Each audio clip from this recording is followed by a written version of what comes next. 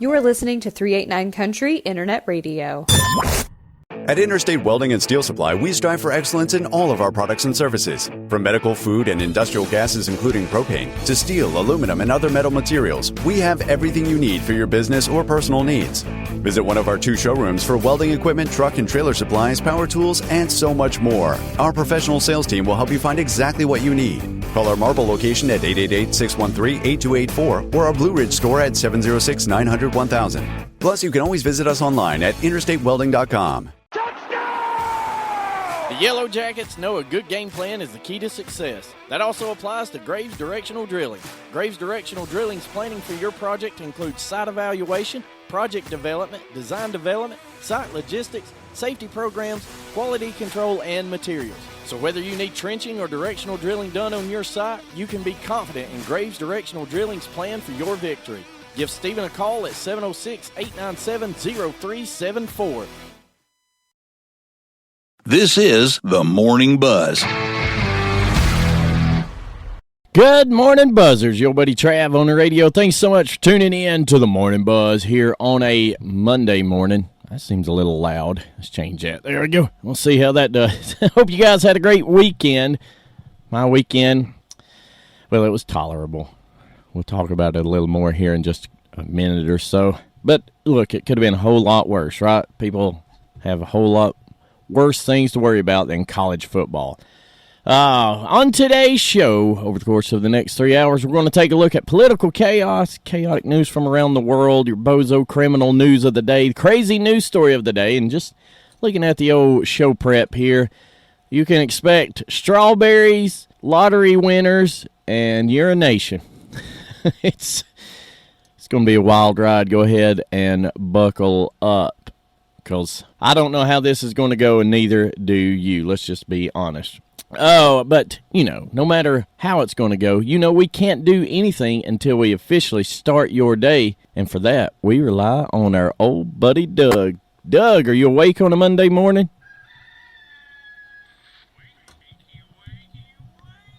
Today is Monday. It is December the 4th, and today's national days. It's Santa's List Day. You need to, today's the day you need to check, kiddos, because your time is limited. You've got 20 days to correct your wrongs.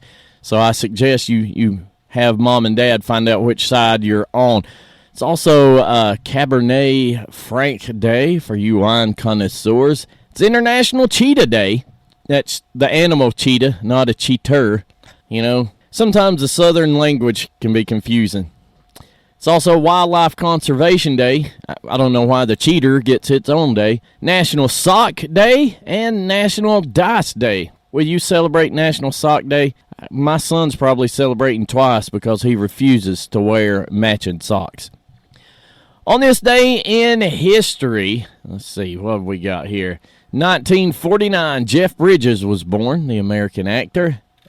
In 1996, the unmanned space vehicle Mars Pathfinder was launched from Cape Canaveral, Florida, in order to explore the surface of Mars, supposedly. And on this day, in 1533, the 3-year-old who became Ivan the Terrible was proclaimed Grand Prince of Moscow upon the death of his father, Grand Prince Vasily III, with his mother ruling in Ivan's name until her death in 1538. So he took the crown at 8 years old. Well, again, that was 1533. I know you were probably thinking 1534. That's a common misconception, but it was actually 1533. Sure. How about a look at weather? Weather brought to you, as always, by North Georgia Sign and Apparel. Right now, 36 degrees in Hayesville, mid-30s all across the tri-state. Warming up slightly today. Mostly sunny skies, high of 57 with a 25% chance of precipitation. 31 for your low tonight. For Tuesday, plenty of sunshine, although cooler temperatures, high of only 52.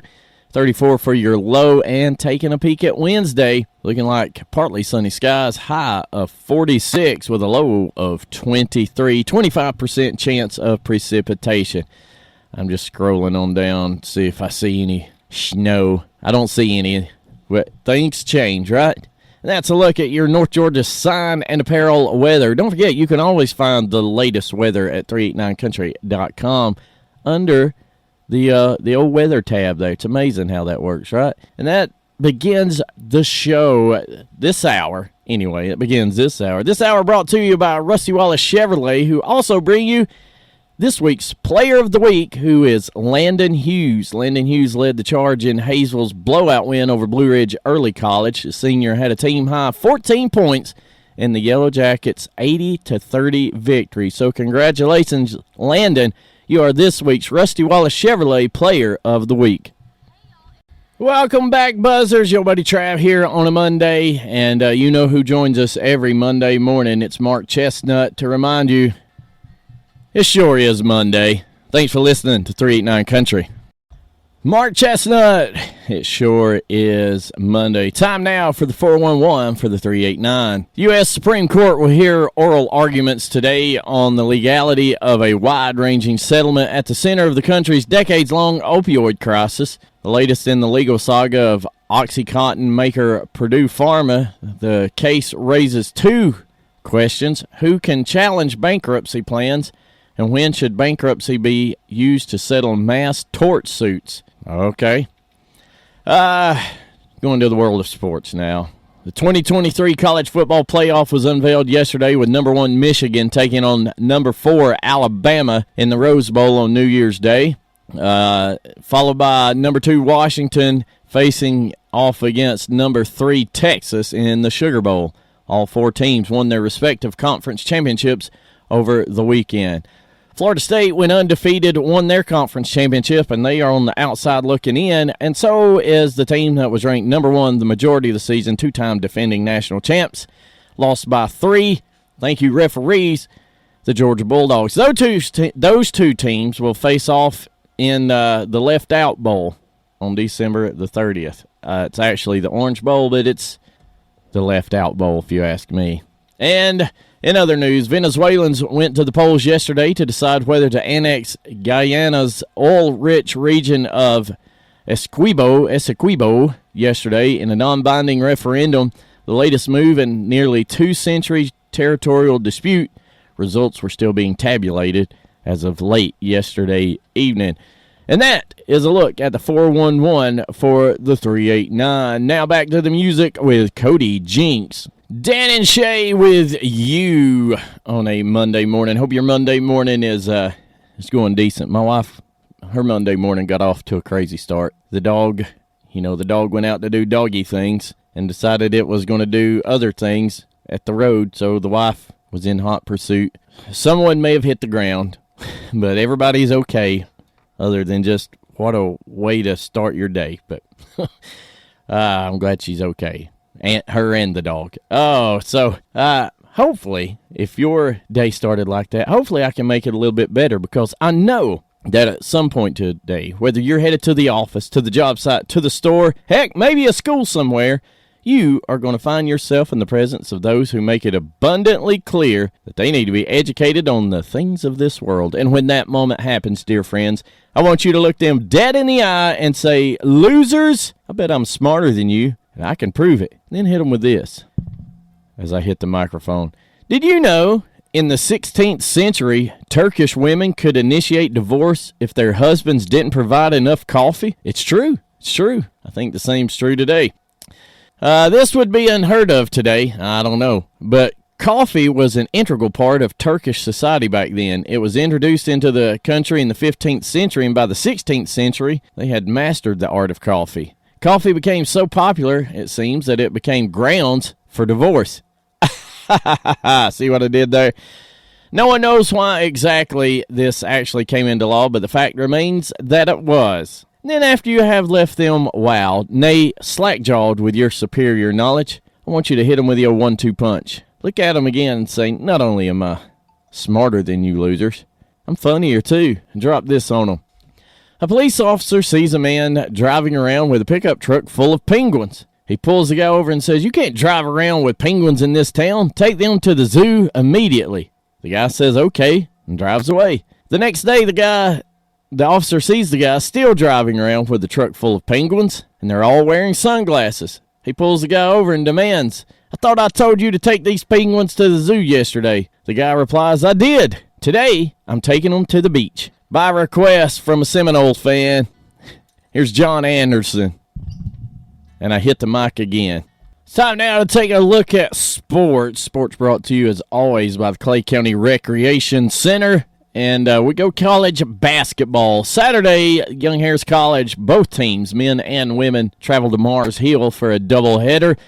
Unfortunately, the ladies fell by the final of 76-64. But the Mountain Lions, the men's team, they come away with a 66-55 win. The Mountain Lions, led by Cole Deptula's 24-point performance, took care of business against the Lions from Mars Hill University on Saturday afternoon. Young Harris improved to 3-3 as they continued their 3-game winning streak, and Mars Hill fell to 1-5. That lone win is over Young Harris College in overtime. It was a heck of a game. The Mountain Lions return to action at 6 p.m. next Saturday against Columbus State at the Harp Recreation and Commencement Center in Young Harris, with the YHC Athletics Hall of Fame ceremony commencing at halftime. I was thinking they played Wednesday. Maybe it's on the road Wednesday. I'll have to check. But congratulations, and if you get a chance, go over to Young Harris. It's, a 15-minute drive, or 20, depending on what part of Clay County you're in. Going over there and watch them. Fun to watch and fun to see former Yellow Jacket Colby Ash kind of running the point on the next level. And that's a look at sports brought to you by Clay County Recreation Center. I had to think a minute. It's sometimes you go on autopilot and then you're like, wait a minute, is that right? But anyway, yep, it's the rec center. Looking for a way to become more active? Check out the Clay County Recreation Center. From walking and biking trails, to a workout room, to a state-of-the-art pickleball court, the Rec Center has something for all levels of physical activity. They even have an airfield for RC pilots. And don't forget about all the sports leagues for the kids. Visit the center at 333 Ballpark Drive in Hayesville or call 828-389-0368. Welcome back, Buzzers. Marty is full festive this morning. If you want to see Marty this morning, you can check his picture out over on our Facebook page. But he is all in on the Christmas train today, which brings us to this. John Raybold, our old buddy and host of Crossroads of Americana, he sent this one to me overnight. He said, "This is a friend of mine." Let me just see if I can just read it exactly. He said, "It's a friend of mine." And where did it go? Did I delete him? Surely I didn't delete him. Oh, he said, for your consideration, new Christmas song from my friend Sarah Scarborough. I think it would be a great add to your holiday music and the 389 Country listeners. So here you go. Sent directly to you from John Raybold. Here is his friend Sarah Scarborough. Let me know what you think about it. What you doing this Christmas? Time now for the Bozo News of the day. Today's Bozo comes from Louisiana. Slidell, Louisiana to be exact, where an identified Bozo was pulled over by the cops for having an expired license plate. Now, I have been guilty of having an expired license plate in the past because, well, I just forgot. Luckily now they send it to you. Anyway, we're not talking a few weeks here. We're not talking a few months. This guy's plate was from 1997. Yep. He'd been driving his car since 1997 with an expired plate. Checking license plates must not be a big priority in Louisiana. How do you go from 1997 till now and just now be pulled over for expired plates? What was the Bozo's excuse? Well, he told the cops he was sorry, but he had just been busy lately and had totally forgot to get them renewed. He was busted. I'm kind of guilty of that. I go into panic sometimes. I think, when am I supposed to renew my driver's license?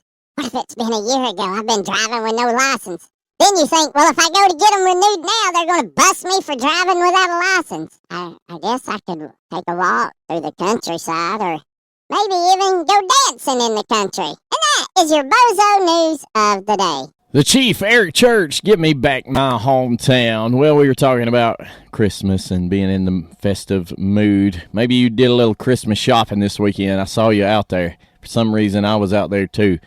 Not Christmas shopping, Christmas tree shopping. Anyway, a new study says that more than a third of us have no idea what to get our partner. So apparently the other half is the trickiest person to buy for. Despite spending more time with their partner than any other family member, more than a third have absolutely no idea what to get them this Christmas.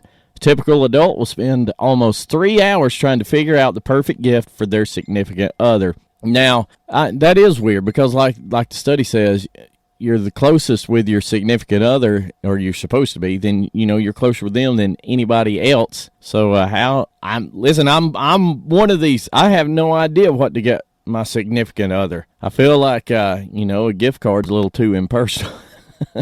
But, you want to get them something that they're like, oh, I love this, but you're so afraid that it's going to be like, oh, yeah, I love this. Thank you, honey. Where did you get it, and what's their return policy?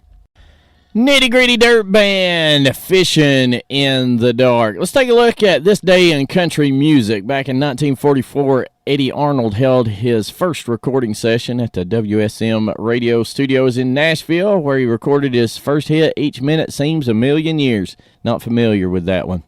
In 1956, the $1 Million Quartet legend was born when a Memphis newspaper photographed Johnny Cash and Elvis Presley, who had dropped in on a Carl Perkins session for Matchbox, with Jerry Lee Lewis as a piano sideman. In 1991, the Judds performed the final show of their farewell tour at the Murphy Center in Murfreesboro, Tennessee. That was in 91? I was thinking it was like late 90s. Golly, time flies. In 2010, Merle Haggard accepted the prestigious award for Lifetime Achievement and Outstanding Contribution to American Culture. And let's see here. In 2021, on this day, American country music singer and musician Stonewall Jackson died in Nashville, Tennessee at the age of 89. And the event that we celebrate today, this day, in 1971, George Strait married his high school sweetheart, Normaine, in Mexico. In this same year, he enlisted in the United States Army and was stationed at Schofield Barracks in Hawaii. Happy anniversary, George. Jelly Roll, son of a sinner there. Before that was George Strait. Check yes or no on his anniversary. Obviously, she checked yes. That's going to do it for hour number one, but don't fret, dear friends. We still have 2 full hours to go. Coming up in hour 2, political chaos from around the world, and as usual, we will be swimming in it. Text a friend, tell them to tune in. Let them know you never know what's going to happen on this show, because neither does the host. I'll see you in 3 minutes. Thanks for listening to the Morning Buzz.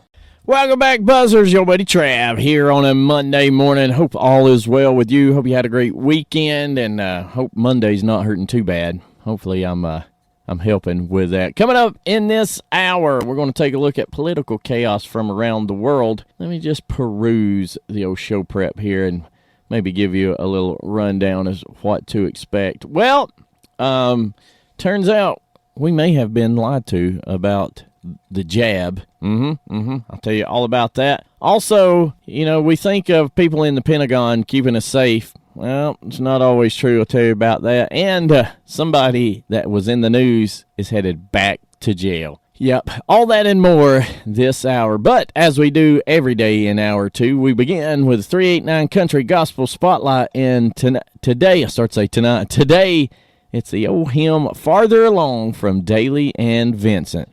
Welcome back, Buzzers. Your buddy Trav here, and it's time for our first political chaos story of the day. And it's a story of a return to jail for one poor individual. Well, I don't know about poor, but it's an individual. Now, here's the thing. Everyone's favorite anti-Trump hoaxer is heading back to jail after an Illinois appellate court upheld his prior conviction for lying to the cops. The 3-judge panel affirmed the conviction by a 2-1 vote. Jesse Smollett, of course, is who we're talking about. Smollett's lawyers can appeal this decision to the Illinois Supreme Court, which will decide whether to hear the case. Now, unless the Supreme Court reverses the appeals court ruling, Smollett must complete the 150-day jail sentence handed down in 2022. He spent only 6 days behind bars before he was released while he appealed his conviction. You have the right to a free and fair trial, right? He was sentenced in 2022, and he did 6 days, and now it's been tied up in the court ever since. So it's ridiculous that, one, you have people who are waiting to go to trial for years. Two, you've got this guy who you appeal, and it's a way to get out for a while, right? Look, it doesn't pay to make stuff up. He should go to jail. Why should he not? He still says he's innocent, even after the guys who kidnapped him told him, yeah, it was all a plot. They've got them on video buying the rope. And, I mean, downtown Chicago, 2 in the morning, it's like 0 degrees, and he's attacked by 2 white guys saying, this is Trump country. In Chicago? Come on, man. So, for now, anyway, he's headed back to jail. So, you notice you hadn't really heard anything about it once he was found out to be a liar, have you? It doesn't fit a narrative. How about we go a little Christmas music? Here's the Drifters with White Christmas. If this doesn't make you think of Home Alone, nothing will. Alex Key, the fool that I am. Oh, I thought they were going to do a big kadunk. No kadunk. Just more political chaos. Now, look, guys, we aren't in a recession. The economy is better than ever, and Uncle Joe has lowered prices and created more jobs than any president in history. So, why are we still living paycheck to paycheck? Could it be that we're being lied to? Maybe. As of October, from the story, 60% of adults say they are living paycheck to paycheck, according to a new Lending Club report. The figure is unchanged from last year. Overall, 4 in 10 consumers consider themselves worse off relative to 2022, the report found. So things aren't getting better. That's weird. 3 years out from the pandemic and in the midst of the best economy ever, Americans are just as bad off as they were a year ago, and 40% say they're even worse off? Huh. And the American people, taking a cue from their government, are not cutting back. They just keep going deeper in debt, apparently, from the story. Even as credit card debt tops $1 trillion, almost all, or 96% of shoppers said they expect to overspend this season, according to a separate TD Bank survey. Half of consumers plan to take on more debt to pay for holiday expenses. Another report by Ally Bank found only 23% have a plan to pay it off within 1 to 2 months. That's just great. It's the best economy ever, so why not overspend, right? Your earnings will catch up to your spending one day, right? Nope. At least not in this best economy ever, Jack.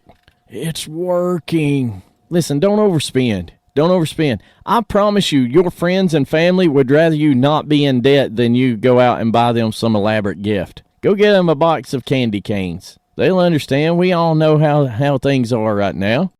Kimberly Perry, If I Die Young, Part 2. Well, we were just talking. Oh, I forgot. We were just talking about the greatest economy, right? And, how inflation, people are living paycheck to paycheck. Well, The Atlantic, they kind of feed off that. Here's a headline from one of their latest stories. Inflation is your fault. That's right. That's right. Darn you all. It's your fault. They say if people are so mad about high prices, why do they keep buying so many expensive things? Seriously, that's real. And it reads like a satire headline, right? Like it's a joke. Amazing. Like, this article is great, and it's satire in itself. So here you go from the story. You would think with prices as high as they are that Americans would have tempered their enthusiasm for shopping of late, that they would have pulled back spending on luxury items, that they would have sought out budget and basic options, bought smaller packages, fewer things. This is not what has happened. Consumer spending rose 0.2% after accounting for higher prices in October, the most recent month for which the government has data. Online shopping jumped 7.8% over the Thanksgiving long weekend, more than analysts had anticipated. The sales of new cars, dishwashers, cruise vacations, jewelry, all things people tend to give up when they're watching their budget, remained strong. Consultants keep anticipating a recession precipitated by the death of the consumer. Thus far, the consumer is staying alive. People hate inflation, just not enough to spend less. This is one of... When prices are...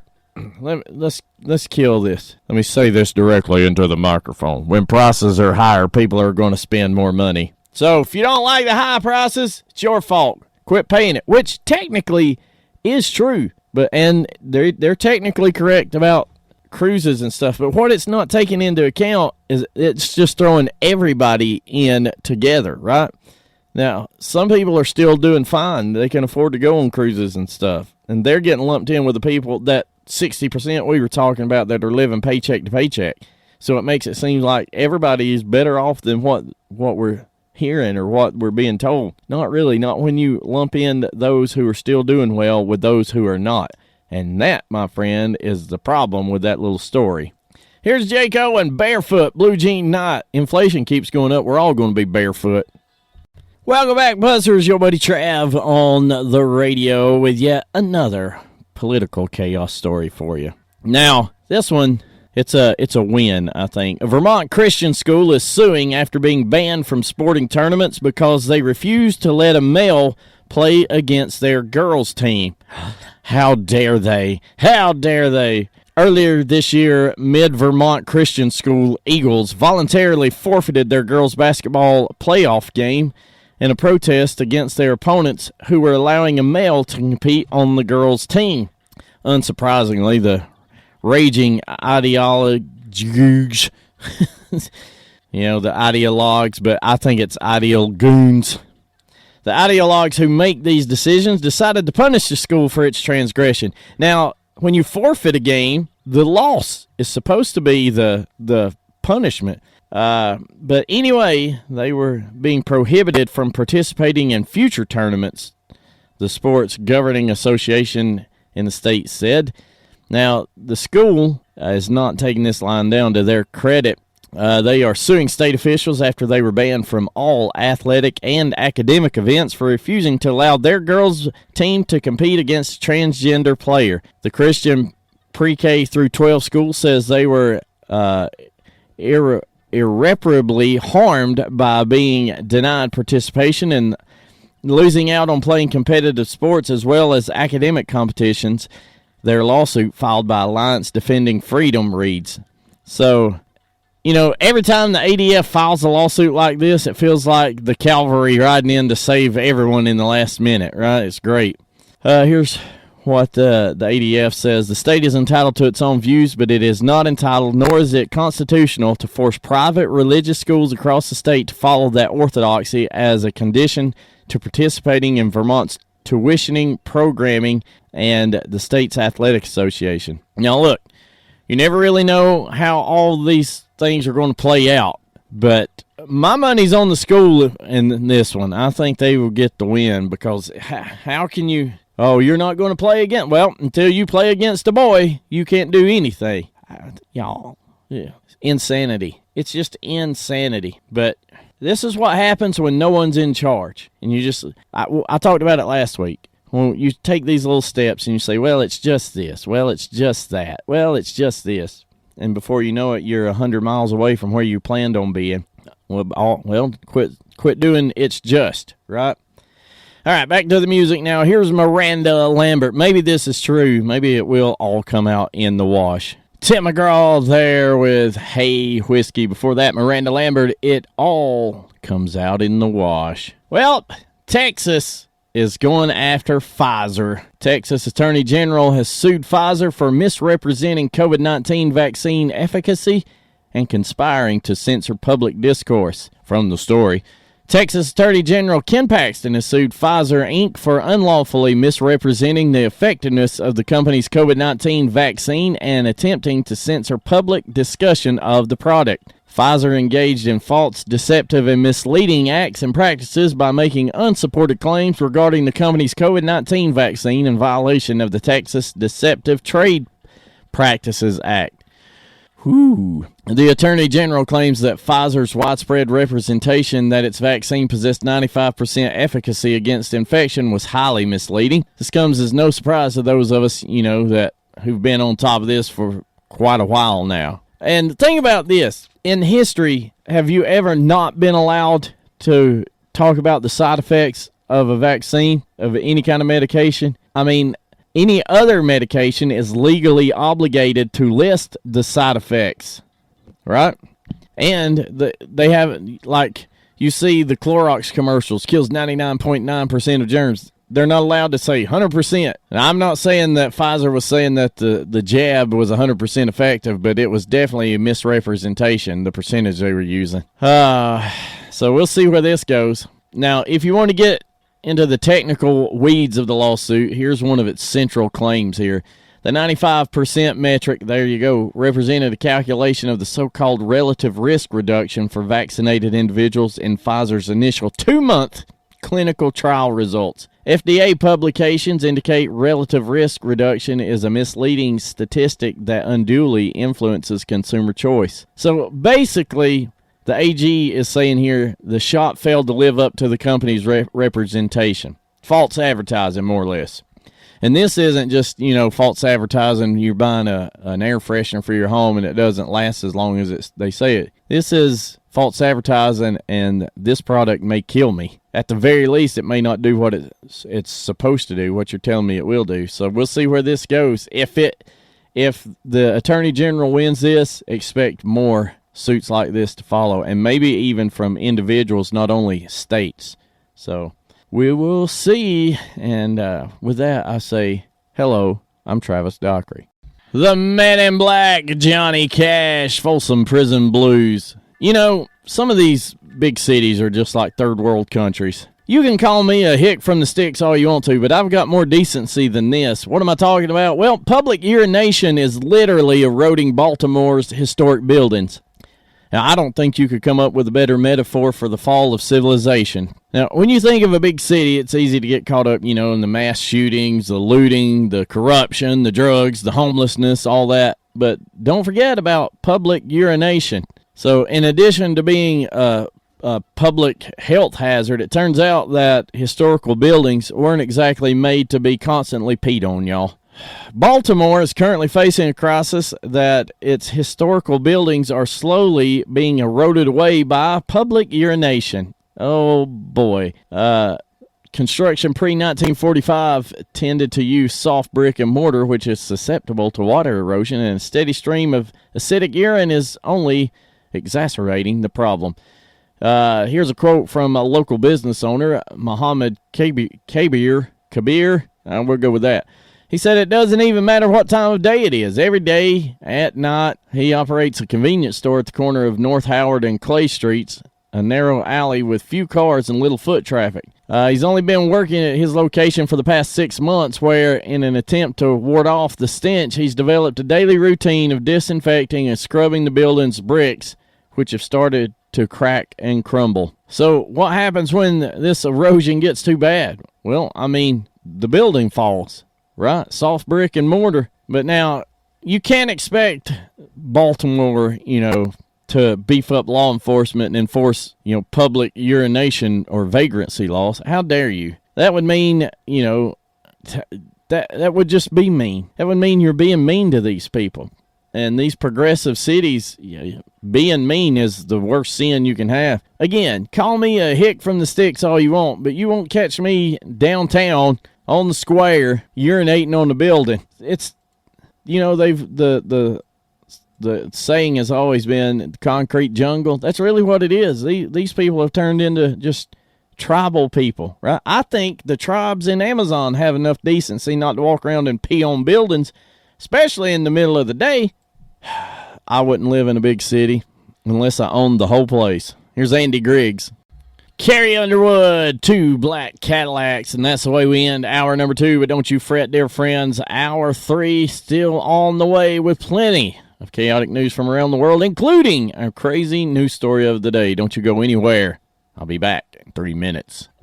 Good morning, buzzers. Your buddy Trav on the radio. Welcome to hour 3 of the Monday edition of the Morning Buzz. Looking outside the old studio window, a few little stray clouds, blue skies, all the above. But looking like it's going to be a nice day. Highs in the 50s, so just be aware. Coming up in hour number 3, we have chaotic news from around the world, including a story that, several stories that'll make you go, huh. One about strawberries. So hang around for that. Also, the crazy news story of the day. But since it is 9 o'clock, coming up on 9:04 to be exact, it is time for our 90s at 9. Today's spotlight lands on Travis Tritt with TRUTR. He'll tell you. Travis Tritt with our 90s at 9 song to kick off the third hour. Well, and in this third hour, we begin with news about strawberries. Did you have that on the old bingo card this morning? When you woke up, did you think, I bet today Trav talks about strawberries? If you did, let me know. You're the winner. So, it may be a good thing. It could be, you could say, berry sweet news. University of Cincinnati researchers claim that eating strawberries every day could help reduce the risk of dementia for certain people of middle age. Their findings were published last month in the journal Nutrients. I can't believe I don't remember seeing it, because who among us doesn't take that fine periodical? In the 12-week study, 30 overweight patients who had complained of mild cognitive impairment were asked to abstain from eating berries, except for a daily packet of supplement powder mixed with water and consumed with breakfast. Half the participants, who were 50 to 65 years old, received a powder with the equivalent of 1 cup of whole strawberries, the standard serving size, while the other got a placebo. The researchers tracked the participants' long-term memory, mood, and metabolic health. They found that those in the strawberry powder group performed better on a word list learning test and had a significant reduction in depressive symptoms. Both strawberries and blueberries contain antioxidants called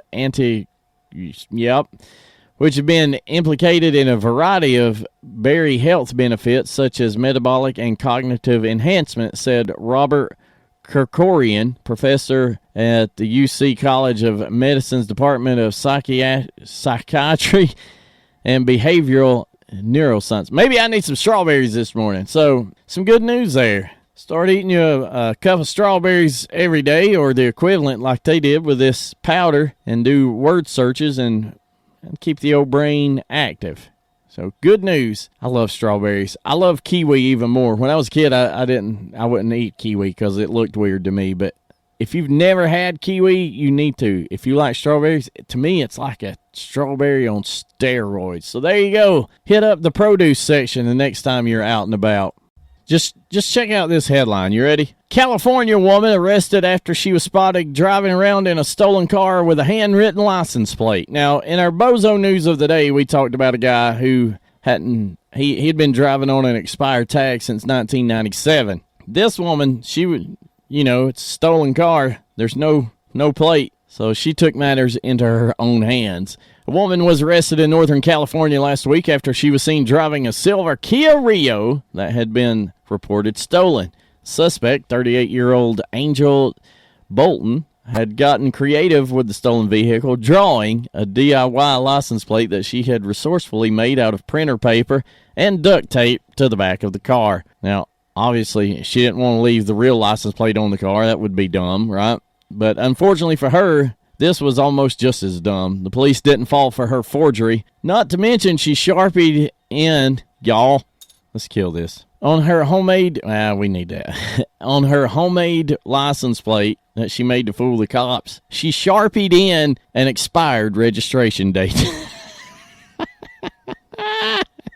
The Benicia Police Department posted a picture of the license plate on Facebook saying, "We know we are not superheroes, but just FYI, this is not a way to get one over on us." Now, her handwriting is pretty good, and maybe she can find a way to turn that into a marketable skill while she's sitting in jail, right? But the tag is huge. Like, it's way bigger than a real tag. So that doesn't make sense. What am I saying? Nothing about this makes sense, right? Good night. And put in an expired date. Bravo to you, madam. Bravo to you. We get a bonus Bozo of the day. Lauren Elena, ladies in the 90s.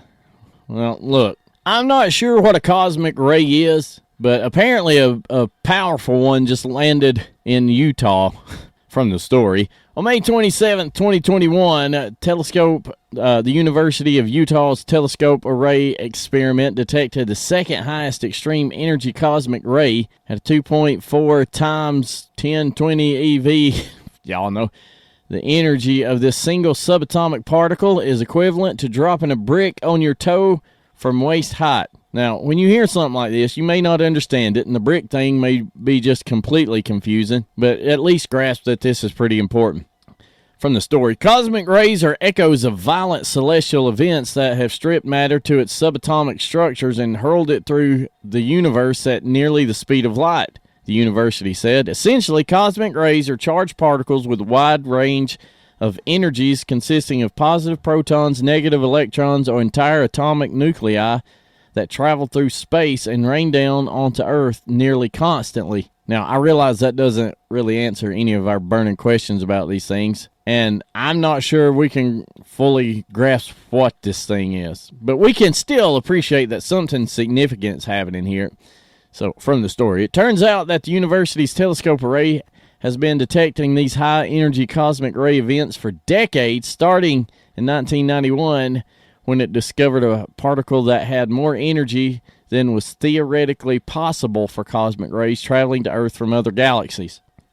The scientists in charge of this telescope array have concluded that this most recent particle discovery might follow particle physics unknown to science. So that's a fancy way for scientists to say, we have no idea what's going on here. This is insane. Stay tuned for more. So, from strawberries to cosmic rays, we cover it all here on the Morning Buzz. Back to the music now. Here's John Moreland. You don't care enough for me to even cry. Wait, I butchered that. You don't care for me enough to cry. Happy Monday. Time now for the crazy news story of the day. And today, well, we go to Maine and Massachusetts. It's complicated. Headline reads, $1.35 billion lottery winner sues mother of his child. Y'all want to know why? Well, stay tuned for the story. The man won $1.35 billion Mega Millions jackpot earlier this year after purchasing a lottery ticket at a gas station in Maine. Now, he is suing the mother of his child in an attempt to keep his identity concealed.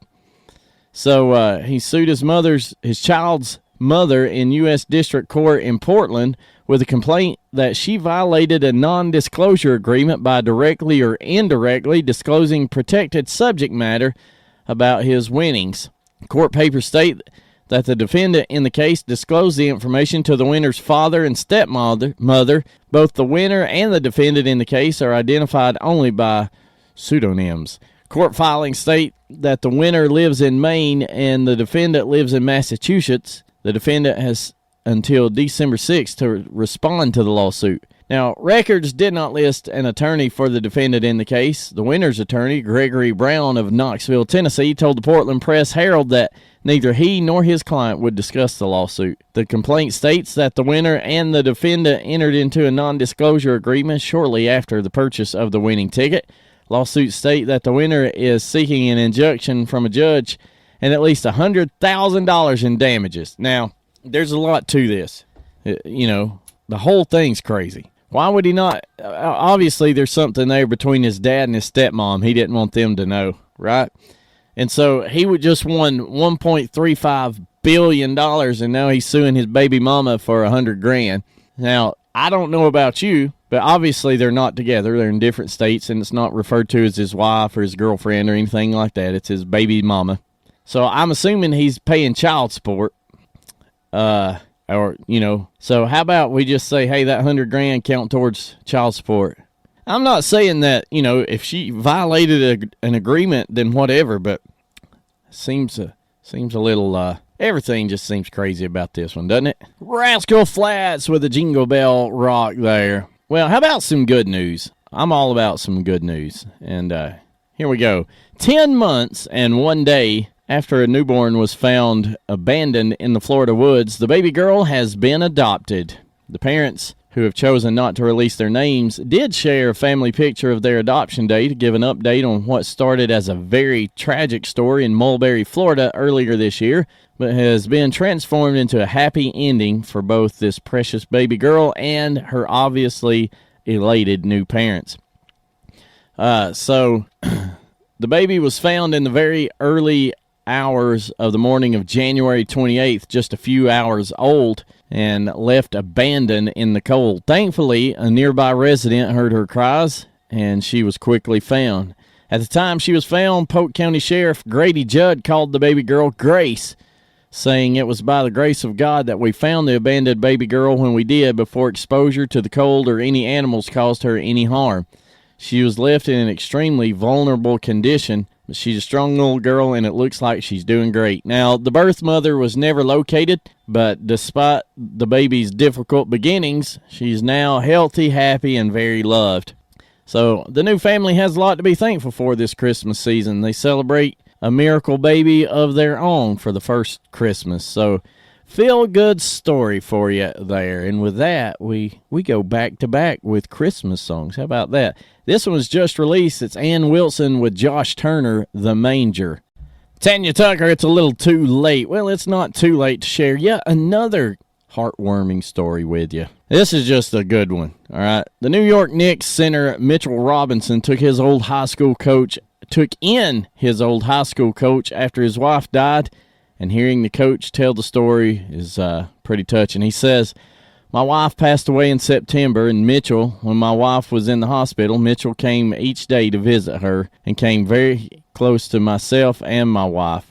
And after the funeral, Mitchell told everyone that he was going to bring me to New York with him. There's no reason you stay down here in Louisiana anymore. You come to New York with me and enjoy yourself. Get your mind back straight, because you know how much you loved your wife and I loved your wife." He said, and it's been a great situation. What a wonderful thing to do for a man that's grieving, right? Now, who again? He plays for who? The Knicks? Whew, it'd be hard to root for a New York team, but not hard to root for someone like that.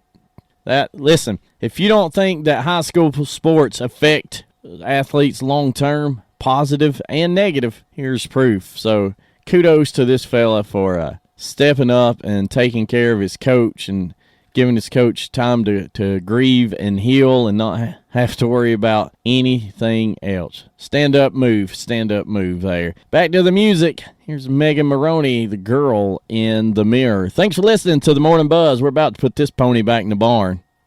Well, just like that, Monday morning has come and gone, dear friends. Don't you fret. I do appreciate it. I do. I really do. Whether you listen to the live show or the podcast version, I appreciate it. But anyway, that's going to do it for me. Make sure to keep a check on 389country.com throughout the day for news you can use. Always new, always free. And keep us on. We are the perfect soundtrack to your day. Josh David coming up at 10 o'clock. Well, 10:02 to be exact. I'll be back with you bright and early tomorrow morning. Same bat time, same bat channel. We will do it all again. 2 for Tuesday tomorrow. Expect double shots from your favorite country music artist. Hope you guys have a great Monday. And remember, wrestling's real. Politicians are fake. Have a good day. Enjoy the sunshine. I will see you tomorrow morning.